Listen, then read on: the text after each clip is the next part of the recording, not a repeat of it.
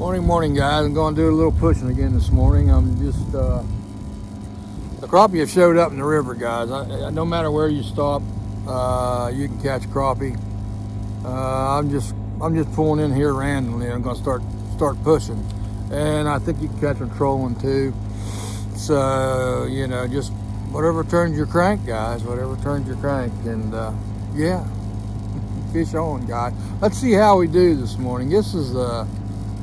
I think this is February the 4th. I think it's February the 4th. So let's adjust the camera a little bit. I got my Muck City cane poles I'm going to put out, guys. I'll put them out and spread them out front here and just ease up through here and see if I can catch some. I'm going to put my electronics down this morning, guys, and do a little bit of electronic thing going on too. Oh.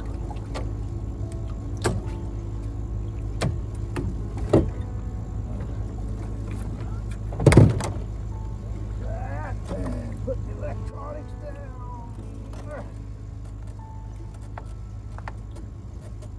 There we go.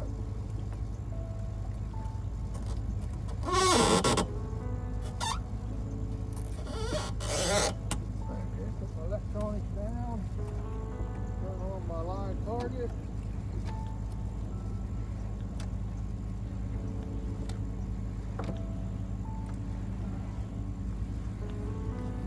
Back heels, guys.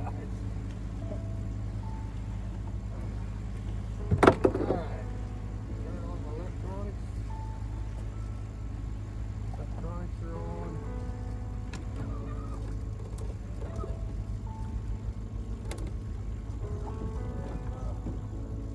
Put my spot lock on. Put the spot lock on. Spot lock on. Spread out my stuff here.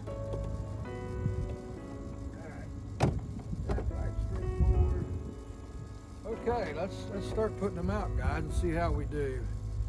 I didn't go out yesterday. Had some honeydew jobs to do. My wife, she every once in a while she puts her foot down and said, "Robin, stay out of that boat. I got some work for you to do." It is what it is. Well, we'll see if we can catch some today, guys.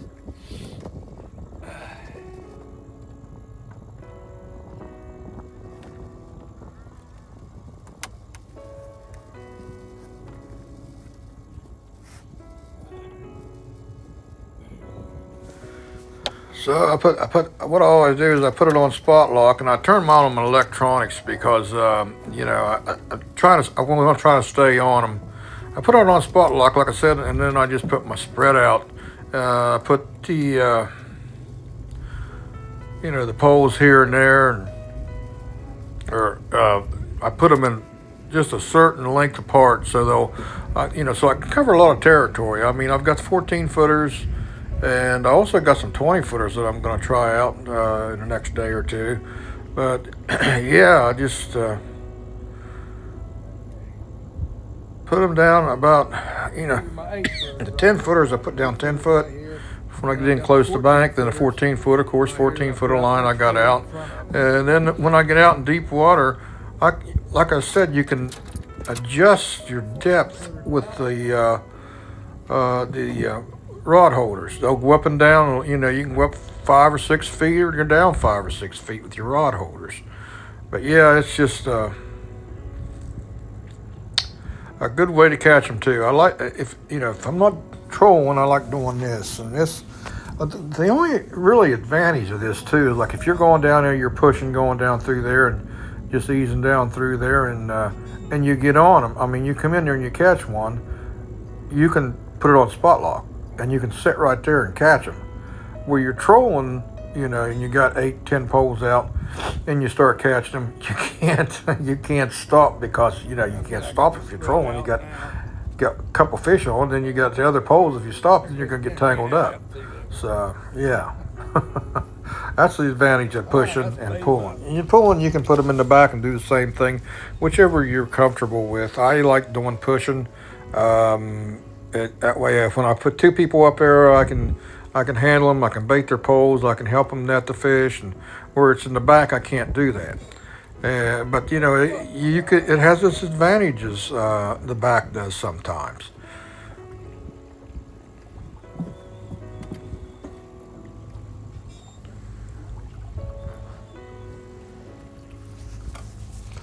And again, I got some minis there at the shop, and they were good minis. I mean, they were all really good. You know, um, you know, sometimes they're really small. I like them. I like them a little bigger. For crappie fishing, I like to have them a little bit bigger. The poles I have in my rod holder, standing up straight up and down, those are my jigging poles. In case I really get into them, I can just leave my other poles out, sit there and jig and catch some too, which is fun. I like that thump, but again, I don't keep them. I just like catching. They was having they're having tournaments this weekend, crappie tournaments, and it's just crazy out there, guys. I mean, it's both marinas, both ramps were completely full, and there were just boats everywhere. So you got to be careful. On at the end of this video, you'll see what I run into. And but I went ahead and left this in there to show you what you got to deal with sometimes on the water, and they don't care. Some people just don't care. I mean, it's all about them. They don't care. If anybody's been on the water a lot, you know that. But anyhow, I'm going down the bank here, and you see how far I'm off the bank, and I'm thinking, well, what you got to do, just kind of zigzag back and forth until you find them, where they're in their comfort zone. But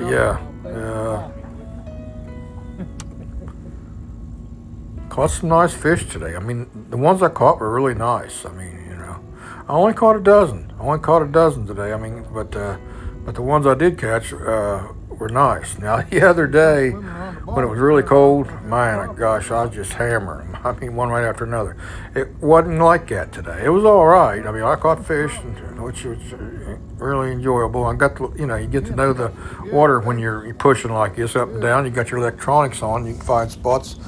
You can start out early in the morning's always good. I don't care what you're doing, but early in the morning's really good. But yeah.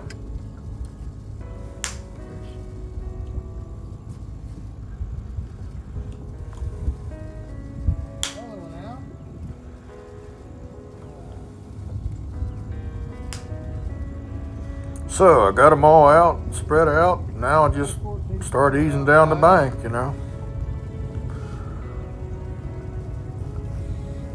Yeah, guys, if you want to do this, just give me a call. We'll go out and give it a try. Pushing's, I got to take two guys. Pushing's fun, guys. I mean, it's like trolling. It's just relaxing, It really is. I mean, you sit there and just pull them in, and with my electronics, I can keep you on them. You know what I'm saying? It's just, I can just keep you on them.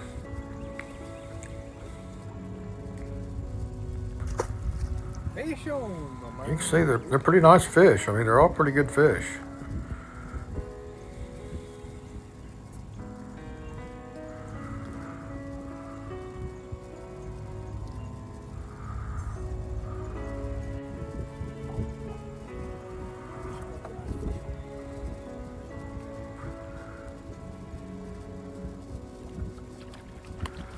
And they finally made it up in the river, but they're catching them. They're catching them out in front of Little Grassy, and they're also catching them out in front of King's Bar too, jigging.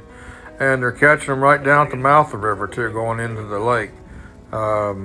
Jigging along the bank.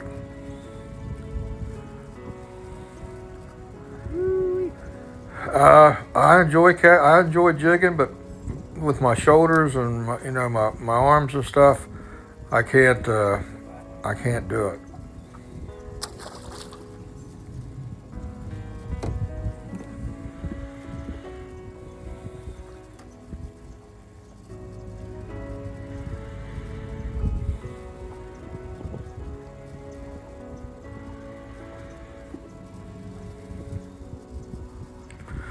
Those Millennium rod holders, boy, they're nice. I mean, like I said, you can adjust the level of the line in the water, and also you can adjust from side to side, and also the rod holders will, they'll go up and down. I mean, you can get, if you want to get real low, I like to keep them up high. That way, when I'm sitting there, I can just reach up there and grab them and pluck them in. So yeah, it's just an easy way of catching fish. And guys, at the end of this, which I'm going to get back to this because I get away from people. This morning I got away from people. Went down through there, and I just get away from people. You know what I mean? If there's several boats there, I'll go. So it's a big river and big lake. I don't go in on top of people, and you can see there's nobody there. There's not a soul there, and which is great. That's the way I like it. But sometimes fish on, guys, fish on. But sometimes you can't help it. I mean, it just comes to you. No matter what you try to do, no matter what you do, or where you go, trouble comes to you. It really does. And usually I handle stuff a little different, but I just wanted to show you. And this, I could have handled this a little. I could have just turned around and left, but I'm going to show you the quality of the people, tournament fishermen. I don't care if they're fishing for crappie in a tournament or a bass in a tournament. I just wanted to show you the mentality of tournament fishermen. And I'm telling you, I've done it myself all my life, and I'm just telling you right now. And this is, I'm going to say 70% of the people that fish tournaments are like this. Now, the other 30%, they're just out there to have fun. But 70% of them are not good anglers. They're just they don't have no scruples. They don't care about nobody but themselves in that tournament. Especially if you get a lot of money involved, you can see them fish are pretty good size. I mean, they're really good. And I'm out in deeper water. There's not a soul around me. But something else, guys, I'll tell you what else they do. And you know it, and which people sit along the bank, okay, and with binoculars, and they'll watch you, and if they see you catching them, then they're on top of you. That's why most of the time I try to, be a little discreet. Now, these two gentlemen right here were doing the same thing I was, pushing, coming the other way, and they were having success. I mean, good guys, couple good guys having a good time, and they're catching fish. But you see how far they're off the bank catching them. So, they've got some electronics and see what's going on. But just like I said, these guys ain't no tournament. Okay, they're not practicing for a tournament. They're out here like me having fun. And that's what they're having fun, just sitting here talking and stuff. And you can just see the attitude, the mentality. These are two good guys. You know what I'm saying? They're just having fun. You know what I'm saying? They're out there fishing, having fun. They're not trying to be, a couple good guys. Catching some fish and see how they got theirs spread out. They got their electronics down, looking for them. That's what you got to do. If you can afford to get a live target, a live scope, and you do this, I really recommend you do it, guys, because it really helps you to catch crappie. Now, bass, it don't help me with bass too much, guys. I use it, but crappie, it definitely helps me catch crappie. Are you doing any good? So, I forgot what I had behind me. I was talking. but you can see it's just as calm as can be. And them guys were slow, out. And they shoot theirs out 20 foot of water catching them. So Barely. if you And did the have big them ones, though, when you electronics, catch and you them, didn't see them out there, you wouldn't be able to. Around a little bit deep. It wouldn't be good. You wouldn't know what to do. You can't always be a bank beater. You might say you got to get out do there and find them I know, deep water. Mr. Green Jeans will. 90% of the time, them fish are in deep water. I don't care if it's bass or crappie or whatever. They don't hardly come beat up on the bank. I mean, they might go up there for a little bit, but most of the time they're out there in deep water and suspended. And if you ever notice when you're fishing on the bank, you're throwing out in. Okay, if you're fishing in a boat, you're throwing towards the bank. And you just catch as many fish, if you think about it, when you're fishing on the bank, throwing out in, So, yeah. Yeah, another good morning catch of fish, though, guys. Had a good time. Caught some fish. Caught some nice fish. You know.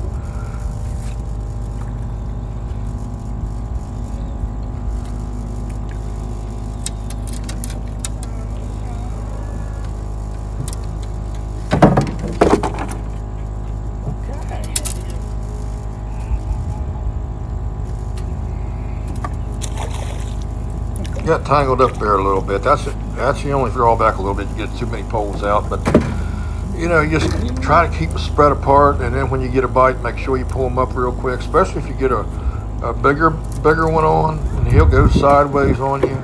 So look there. That's a nice one there, guys. That's really a nice one. You know.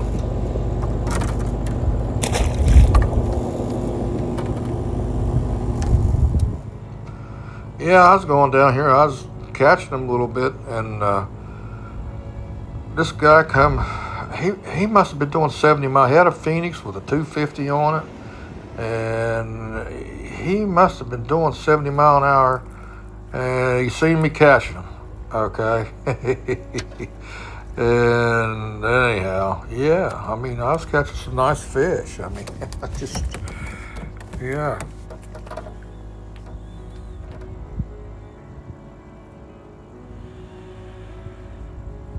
Anybody can do this, guys. All you gotta do is just get you some cane poles or even your spinning rods and put your rod holder up there like I got right there. You can do it with 4 poles or even 2 poles. You don't have to have 8 poles, 10 poles, 12 poles.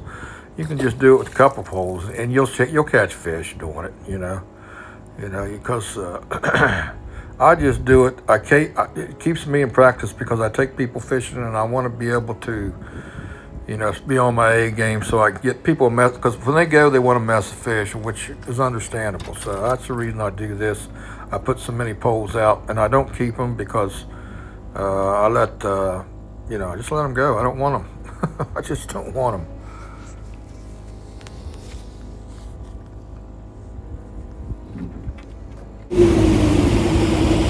Here she comes, guys. I'll just let it play out for you. See what happened.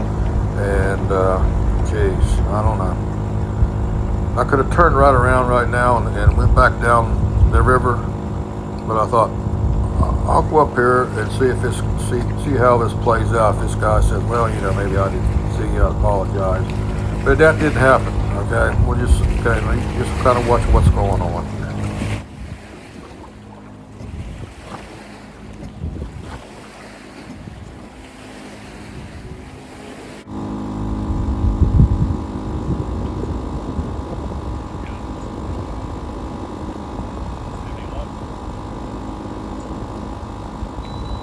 Hell, man, you pulled right in front of me. I thought you were anchored. Okay. I did. Okay. Goddamn, I'll move. You don't have to run up against me. Move in. Move. Fuck you, dude. Move. You pulled right in front. Fuck you. That's all you got to say. Yeah, pretty much. Got you on bitch. Yeah, you shut down there about floating me out of my boat, too. Why don't you go back up north? I run into you guys about once a year. I'm out here on Lake Okeechobee. About once a year I run into some dickheads like you. I'm telling you right now, though, you didn't have to shut down there and about blow me out of the water. Oh, guys, I'll let this play out just to show you what you deal with on the water sometimes. I was doing pretty good till he started cussing me, But, it is what it is. And it's hard to bite your lip. It really is. The guy cut right in front of me, and not that part of it. The wake about threw me out of my boat. And what we got going on, we got some crappie tournaments coming up this weekend. And these guys have come in here from out of state and everything, and they don't care about nobody. It's all about them. They don't care about anybody else. It's all about them. They want that little trophy, you know what I'm saying? Has nothing to do with money. It just has to do with ego. But yeah, you guys that's on the water a lot. You see this too. and you deal with this. I haven't had much problems this year. This is one of the first ones I've had. Sometimes you have to deal with it at the boat ramp because I tie up at the ramp here at Scott Driver because I can't get in and out of my boat in the front of it where they want you to go over in the bank and beach it, but I can't do it. But yeah, oh my.